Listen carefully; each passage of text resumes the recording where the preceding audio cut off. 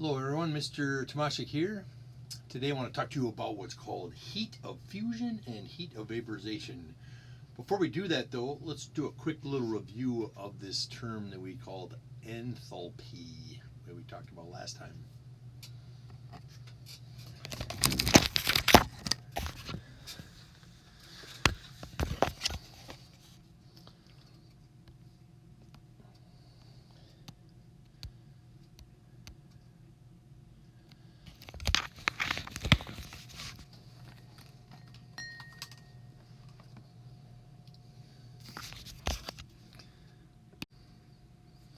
Now, calorimetry is just the process that we use when we measure the heat that goes in or out of some kind of a system. The actual heat content of a system is what we call enthalpy. Now, technically, enthalpy involves not only the heat that goes in and out, but also other energy changes that might involve changing the pressure and the volume of the system.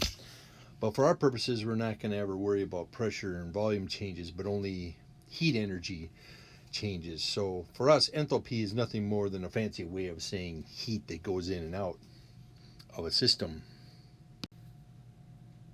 Take, for example, this chunk of ice right here. It is 125 grams of ice, 125 grams. And if I were to melt it, it would turn into liquid, and I'd still have 125 grams.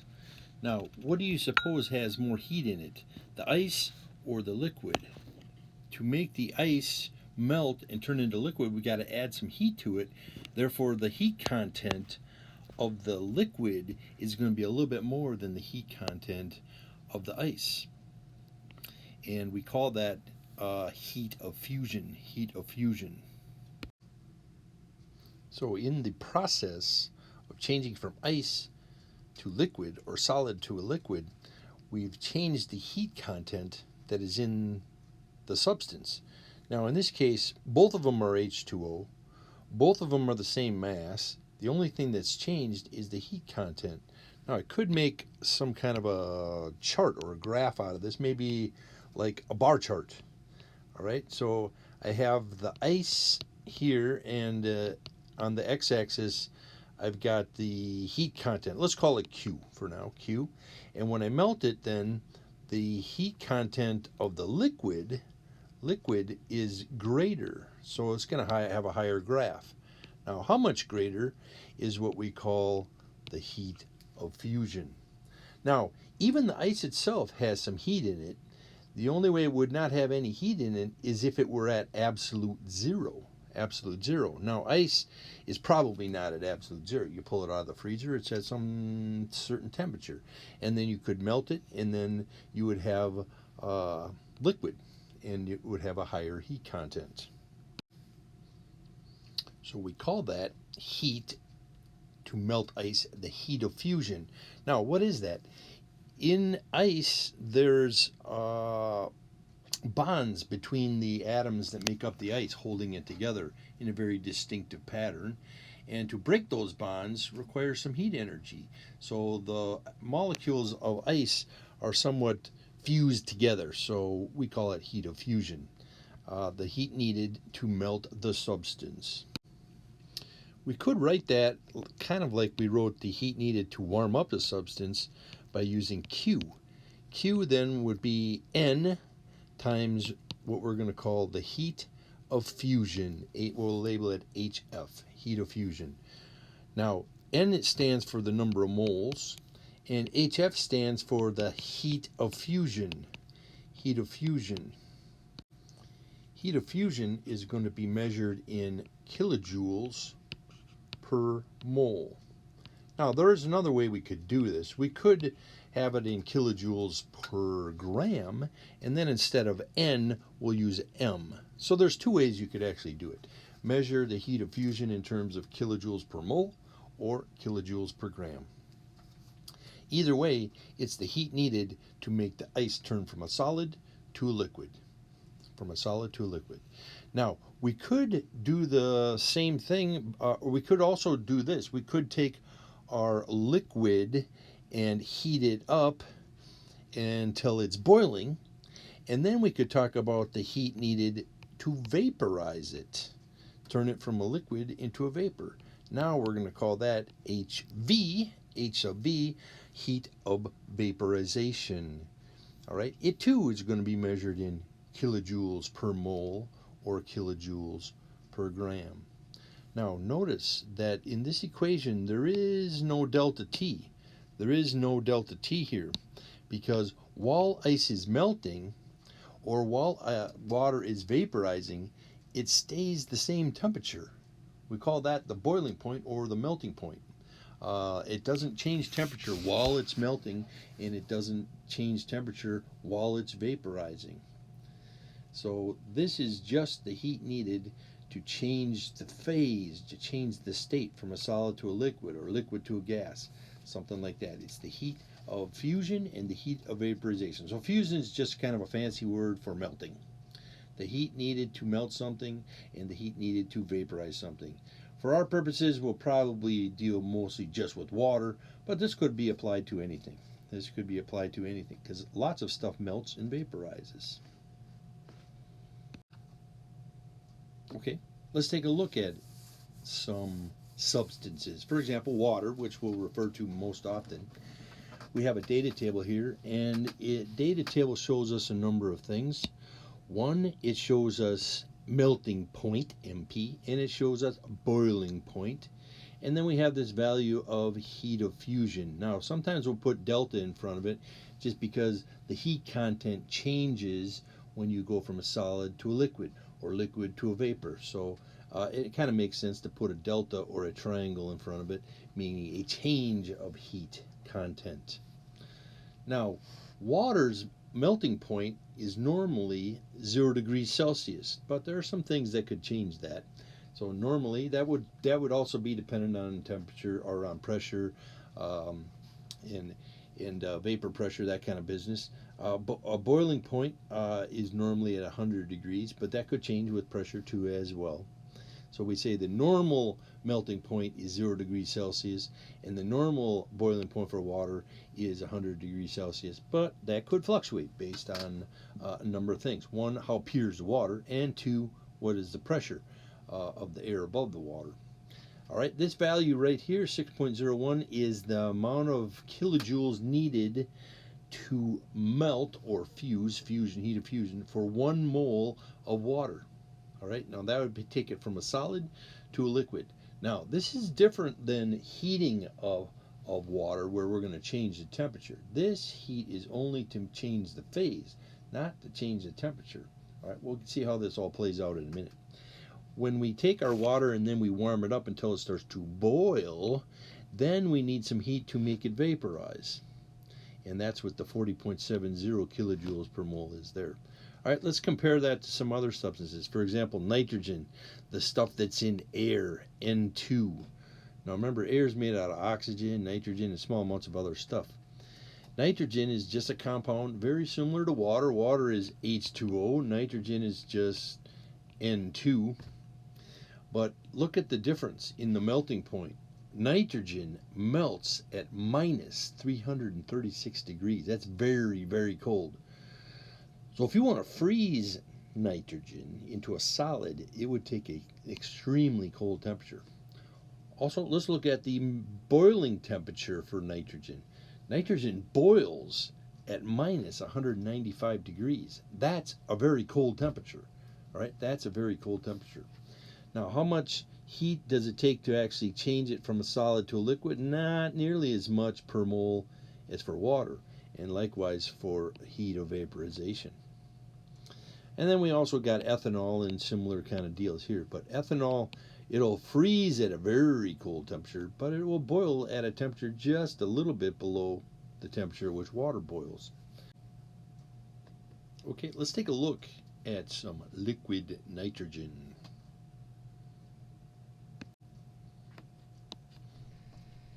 In this video, we're going to look at some of the effects of liquid nitrogen. Liquid nitrogen boils at minus 196 degrees Celsius.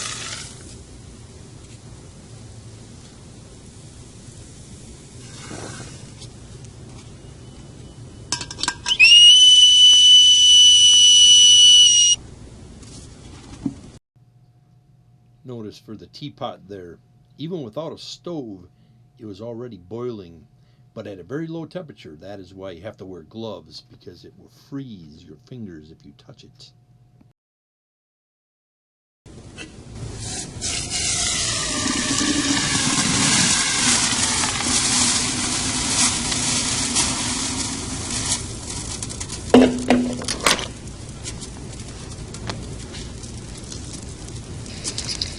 Balloon.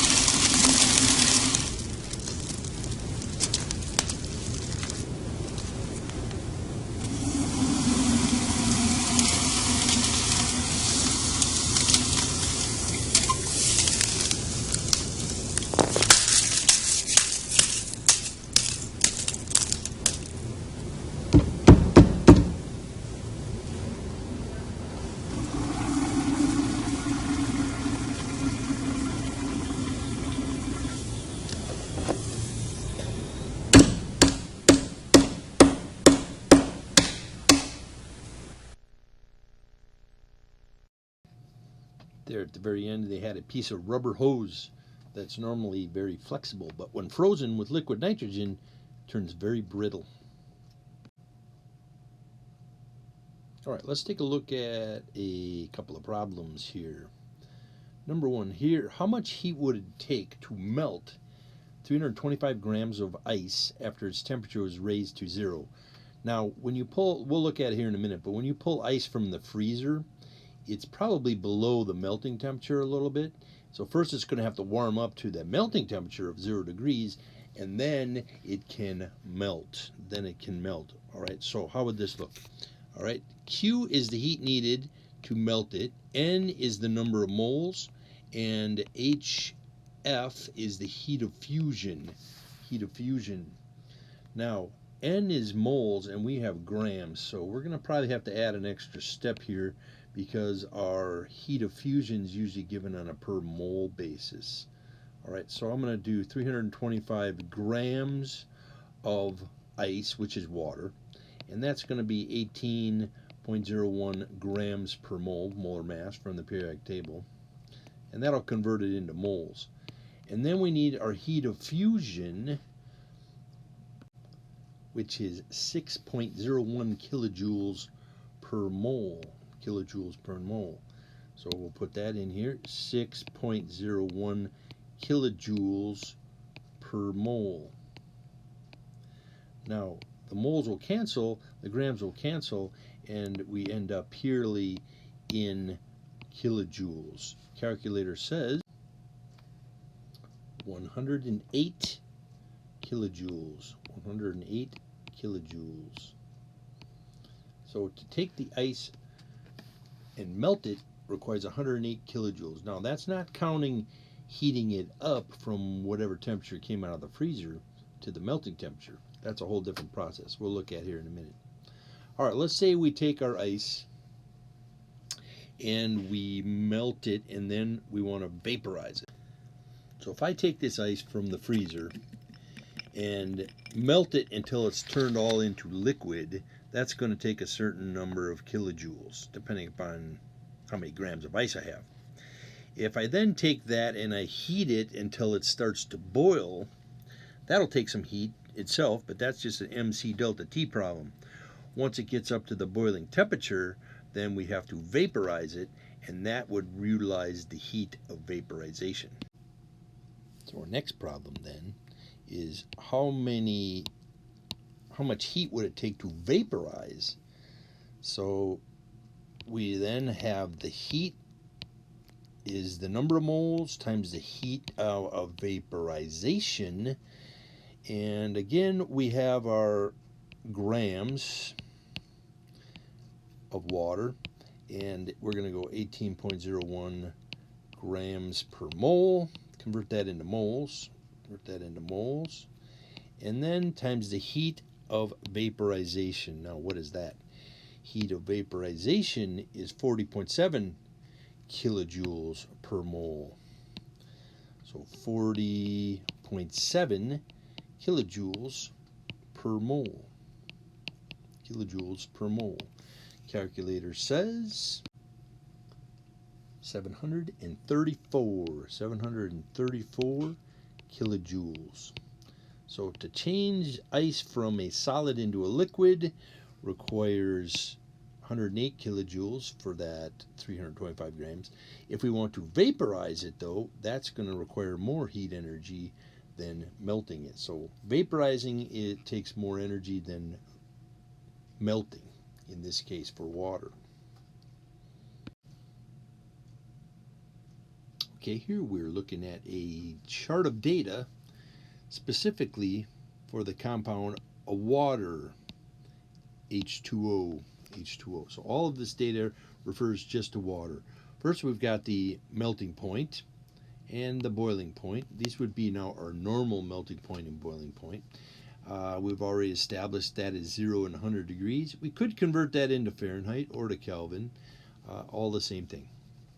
Now, before we talked about Q equals mc delta T. This is the equation we would use if we wanted to warm something or cool down something. If that something were liquid water, then 4.186 would be our value for a specific heat of water. If we are trying to warm up ice, that is, get it up to its melting point, we would have a different specific heat. If we were to try to warm up steam or water vapor, it has a different specific heat. All right, we'll see how this all plays out in a problem here in a minute. And then now we have what we call heat of fusion and heat of vaporization. The heat needed to melt the ice, the heat needed to vaporize the liquid. And we could have that on a joules per mole or a joules per gram basis. All right, that's our data for water. That kind of information will either be, try to solve for it in the problem, or it'll be something that's given in the problem. All right, to do the heat of vaporization, we normally would go N number of moles times the heat of fusion on a per mole basis. Or we could do the heat of vaporization on a per mole basis. So we have kind of three equations here now that we could deal with. Warming equation, the fusion equation or melting equation, and the vaporizing equation.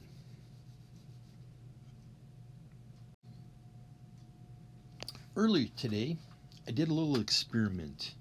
All right, here's what I did. I took a tin can and I filled it with water and I froze a thermometer right into the ice.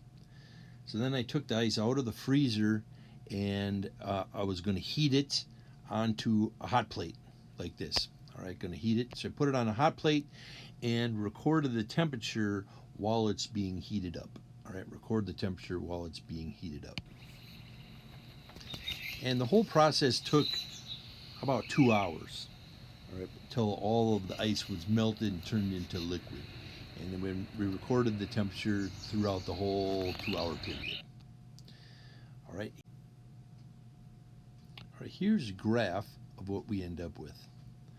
Notice on the x-axis we have time. It stretches out to about 2 hours. On the y-axis we have temperature. Now notice where it starts out, right here. When time is 0, the temperature is actually minus 10 degrees Celsius. All right, what does that mean? That means that when I took the ice out of the freezer, the temperature of the ice was below the freezing temperature. So this first part of the graph is the ice warming up. And then at some point here it hits the melting temperature and it stays at that for a little while. And then once the ice has melted, then we get this gradual increase in temperature as it's starting to get closer and closer to the normal boiling point. Now, it never did start boiling at 2 hours. It got pretty close as it started to approach. Now, throughout the whole process, though, the whole thing wasn't being stirred or anything, so the graph is not kind of as uniform as it normally would be if we would have stirred the water as it was melting. All right, but it's a temperature versus time graph for the heating from frozen all the way up to melted, and eventually would get to the boiling temperature. Right, it goes to melt the ice. Okay, here we're looking at a little bit more of an ideal type of graph here, one that would probably happen if we had stirred the stuff while we were heating it. All right, let's look at what we're looking at here. The graph starts out at -30 and eventually warms up to 0 degrees. So this first part here is representing warming of the ice.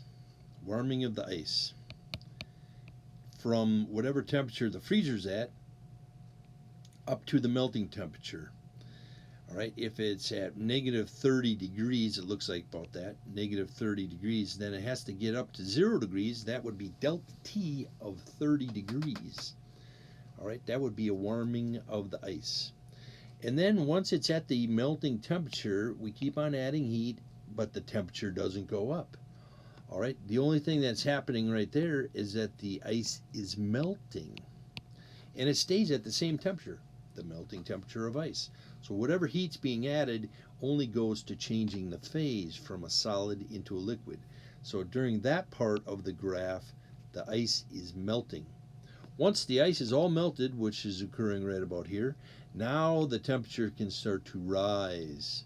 And notice where it goes. It eventually gets to the boiling temperature, 100 degrees. So again, this part of it is a warming. Now in this case, it's a warming of the liquid that melted ice. Warming of the liquid. And then once it gets to the boiling temperature, it will sit there and it will boil. And its temperature will stay the same. And all of that is vaporization. Vaporization. Boiling. All right, so at this part of the graph, the water is being vaporized. Now, if we could contain that vapor, it's usually just going to float away unless we put some kind of trap on top of it and catch the vapor. The vapor then could additionally be warmed up even higher than the boiling temperature. All right, superheated steam, we might say there. So that part of the graph represents that warming of the vapor. Warming of the vapor.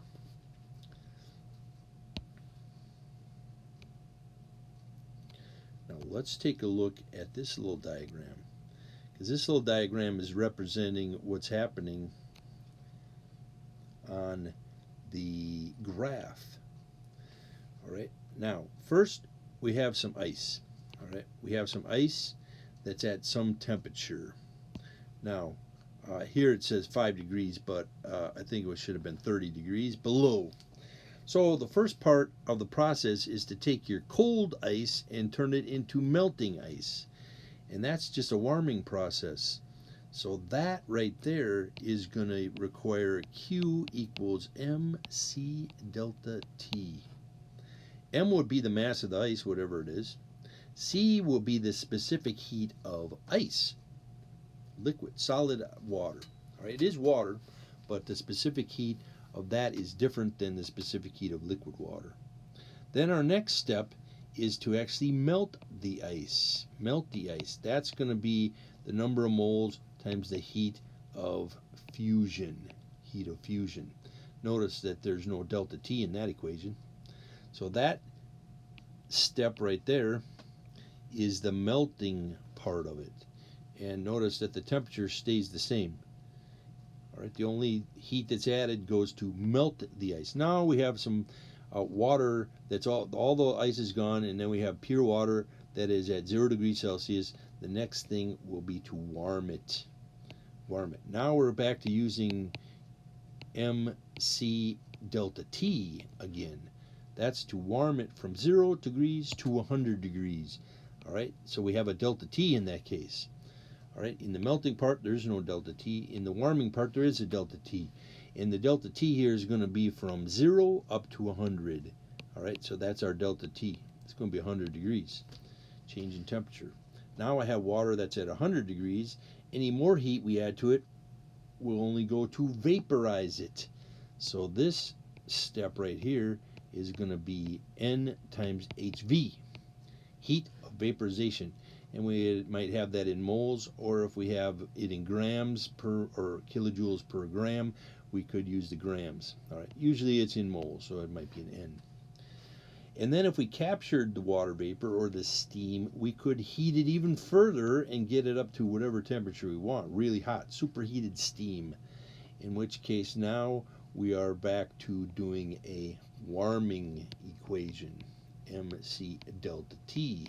In that case, delta T is how hot we want to get our steam in there. All right, so in this whole process, we first got to warm up the ice, melt the ice, warm up the liquid, and then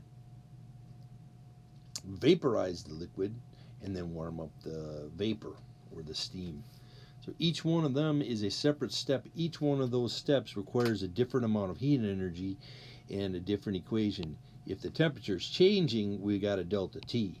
If the temperature is not changing, there is no delta T. So fusion and vaporization have no temperature change. The temperature stays the same while it's melting or while it's vaporizing. We call that the normal melting point and the normal boiling point. Now, the whole process could go in reverse too. We could take heat out of it, and then the whole thing would just go backwards. And equations would be exactly the same, and the changes in temperature would be exactly the same. It's just whether the heat goes in or the heat comes out. So if the heat goes in, we might call it a positive Q. If the heat comes out, we might call it a negative Q. Either way, the calculation is the same. So summary, we have the heat needed to warm some substance. If it's water, we have the specific heat of water liquid. If it's ice, we got the specific heat of ice. If it's vapor, we got the specific heat of vapor. If it's aluminum or brass or anything else, that's going to have a different value. M is the mass, delta T is the change in temperature. The heat needed to warm or cool something, MC delta T.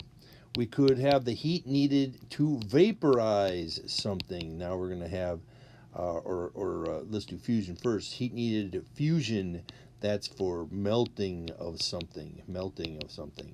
And then we could also have the heat needed to vaporize, HV. All right, vaporize or boil, turn from a liquid to a gas, vaporize.